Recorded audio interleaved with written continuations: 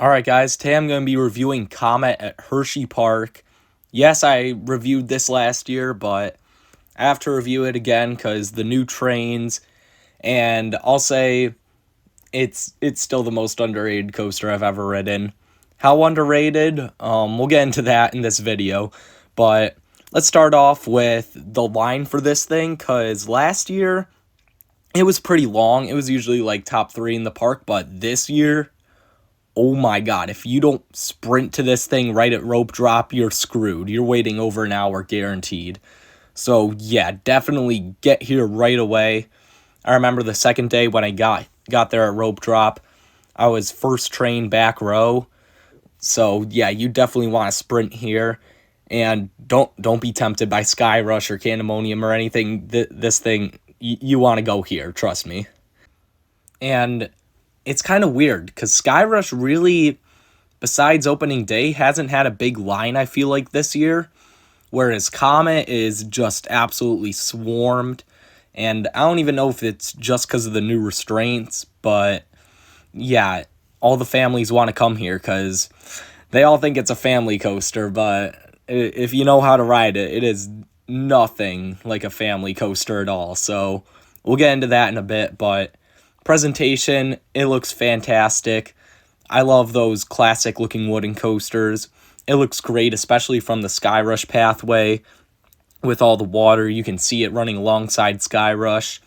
It's just a great looking coaster. There's nothing else to say really about that. The queue line's pretty deserted, but you know what? That doesn't really matter if you're not waiting in it. So if you do have to wait, you're screwed, but if you get there right at opening, like I said, you're not going to have to wait through all that. Now, I don't know if they've fixed this, but something I have to complain about operationally was they were only running one train, which meant even when we went through the Fast Pass line on the first day, it was still a half-hour wait, which is really concerning. So, yeah, the merge point there, we got right on, and then up the ramp, it still took a half hour, which was ridiculous. I don't know. They probably put the second train back on at this point, or at least are going to in a couple weeks. But yeah, that was really rough with one train ops. Definitely need that second train on there for this thing, especially with the new restraints.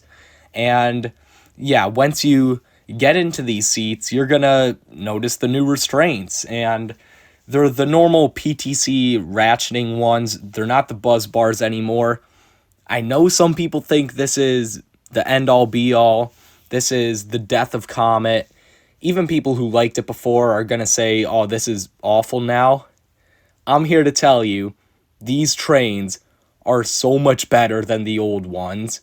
Not just from like an aesthetic standpoint, because the trains obviously are like designed nicer, but everyone said, oh, you're not going to have even close to as much room, get as much airtime, it's going to feel slower.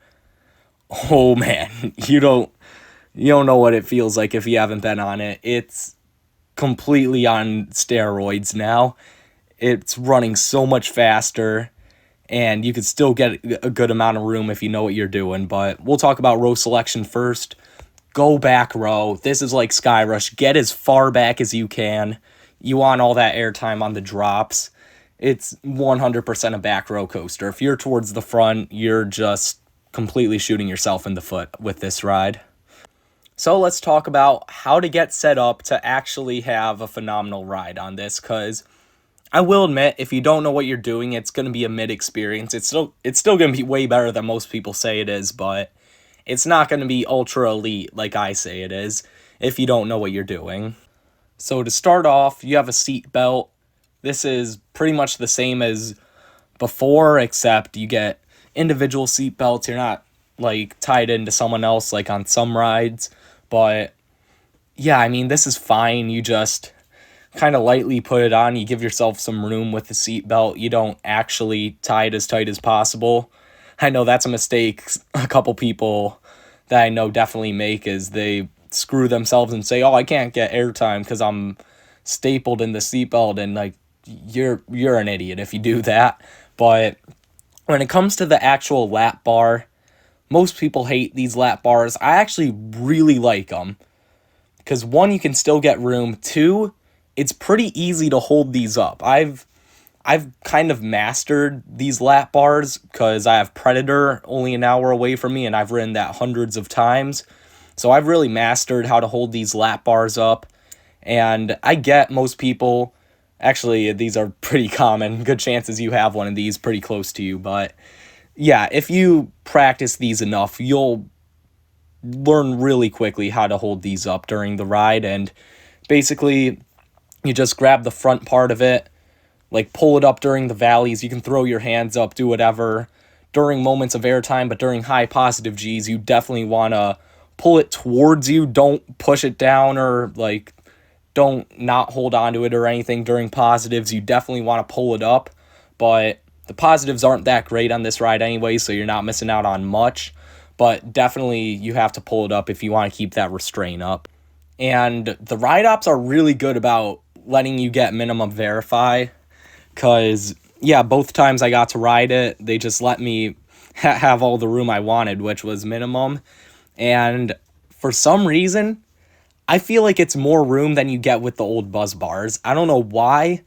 Maybe it's just like the feeling of hitting these is different than hitting the buzz bars, but I feel like minimum verify on this is more room than with the buzz bars. I don't know. Maybe I'm just an idiot, but it feels like it. It feels like you're popping up a little bit more. But anyways, let's get into the ride experience. You're going to start off with a pretty slow lift hill, but good views from there. You're going to take your first drop, and this isn't quite as aggressive as like a Sky Rush first drop or anything, but it's still stupid what this first drop does to you. It's really like something straight out of Phoenix. Just the ejector airtime with that much room is wild. Again, if you don't give yourself room, then you're probably not going to have as good of a time, but if you give yourself a ton of room, like I do, it's quite the first drop. It really is. You're going to pop back up, go through this turnaround, get a little bit of laterals, and then hit the second drop. This is my favorite part of the ride, I think. This is some truly extreme ejector airtime. It's definitely better than any moment on Sky Rush except the first drop.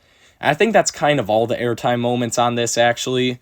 Except for a couple, like pretty much all the airtime moments on this are in between the strength of the first two camelbacks of Sky Rush and the first drop, with the first drop being stronger than the first two camelbacks, which is really good given how much airtime this ride has. But yeah, this drop off the first turnaround is ridiculous. Definitely some of the strongest airtime you'll ever find. You've got the next speed hill up next, and it's another great moment of strong ejector. You wouldn't think it's good ejector, given how shallow and, like, uneventful it looks, really. But, yeah, you definitely get chucked out of your seat. Then you head up into this next turnaround, and this is when you realize these trains are just so much heavier than the old ones. You are flying around these turns. When, like, before, you'd get a little laterals, not much. Yeah, Sky Rush pretty much donated all of its laterals to Comet. I feel like that's kind of how it worked. Comet really didn't have any laterals before. Sky Rush had incredible laterals. Now it's kind of the opposite. Comet, you're going to get some great laterals on all the turnarounds now, including this one. You're going to definitely get pinned to the right a little bit, and then head down another fantastic ejector-filled drop. Again, if you've got that foot of room or whatever, it's going to be one of the best airtime moments you experience. You head to another quick turnaround, getting some more laterals, and then you're going to get an airtime lateral combination on this next drop, and it's magnificent. It really is.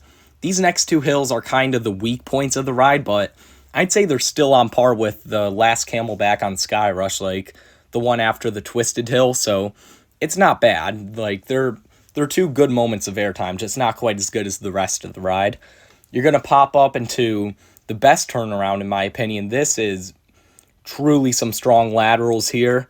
Definitely some of the best laterals on any wooden coaster, period. And then you're going to get another airtime lateral combination coming out of that turnaround. It's honestly probably on par with the other one, and it's really good. So definitely ejector, definitely strong laterals throughout that. you're going to hit 3 more Camelbacks. All 3 of these definitely deliver some good airtime. It's not the strongest in the world. It's not like Phoenix's finale, but it's definitely solid. It's more like the first couple Camelbacks on Phoenix, I'd say. Maybe more like the first one than the second one on Phoenix. But after that, you're going to hit another turnaround, get some more great laterals, and then the drop off of that is another great lateral airtime combination. You kind of get the pattern here. It's a whole lot of airtime with some laterals sprinkled in, which, I mean, I'm definitely not complaining about that. I love all that. So then after that, you're going to get 2 more great ejector pops. Not quite as good as the first ejector death drop at the start of the ride, but definitely really solid. And then you're going to hit the brakes, and that's your ride on Comet. This ride is butter smooth. There's really no rattle or shake to it at all, which I know sometimes I like that on coasters, but I don't really care. For rides like this in Phoenix, yeah, it's just all about the airtime. And Phoenix is definitely the ride I'd compare this most to. Both PTCs, well, now only Phoenix's Buzz Bar, but assuming you can always get minimum verify on this, both Woodies with very minimal restraints and some phenomenal airtime. I mean, it really is one of the greatest coasters of all time, in my opinion. And for its final score, it's going to get 171 out of 1,000.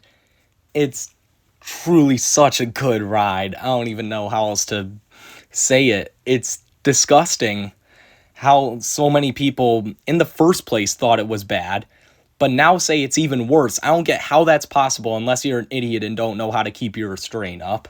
Like, if you know what you're doing, this is truly one of the best coasters in the world. It's number 2 in the park. I've thought about it, and it's definitely way higher than Skyrush in my rankings right now. And it's handily top 15, top 10 for me on some days. Like, it's that good. It's that underrated. It's truly one of the greatest coasters of all time. Some of the best airtime you'll ever find. And it's criminal that some people don't even have this in their top 100. So, yeah, that's my review of Comet at Hershey Park. Let me know what you guys think of this gem down in the comments below. Make sure to like and subscribe, and I'll see you guys next time.